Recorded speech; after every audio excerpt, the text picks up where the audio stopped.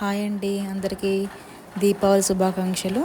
నేను ఈరోజు అమ్మవారికి చిట్టి గాజుల మాల ఎలా చేయాలో చూపిస్తాను. ఫస్ట్ ఒక గాజు తీసుకొని దానికి ముడి వేయండి. దాని తర్వాత రెండో గాజు తీసుకొని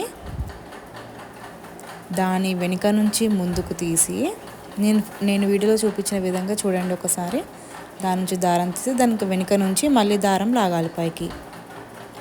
అలా గాజు వెనక్కి జరుపుకుంటూ మళ్ళీ ఇంకో గాజు తీసుకొని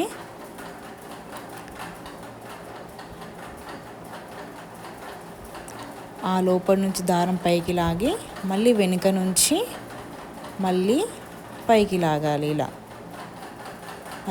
అలా లాగుకుంటూ గాజు వెనుకకి జరుపుకుంటూ అలా మాల చేయాలి.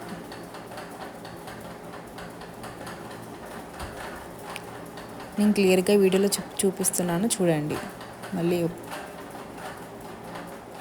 అలా తిప్పి మళ్ళీ మధ్యలో నుంచి దారం పైకి లాగాలి. తర్వాత ఆ గాజును పక్కకు జరపాలి. అలా మళ్ళీ ఇంకొక గాజు వేసుకొని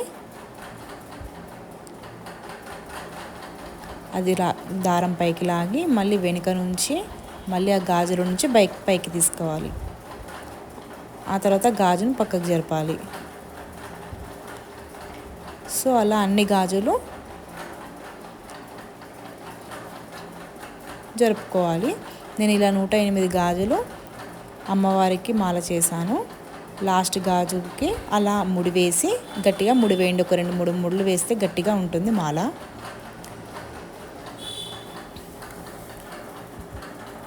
థ్యాంక్ యూ అండి. Thanks for watching. Please subscribe.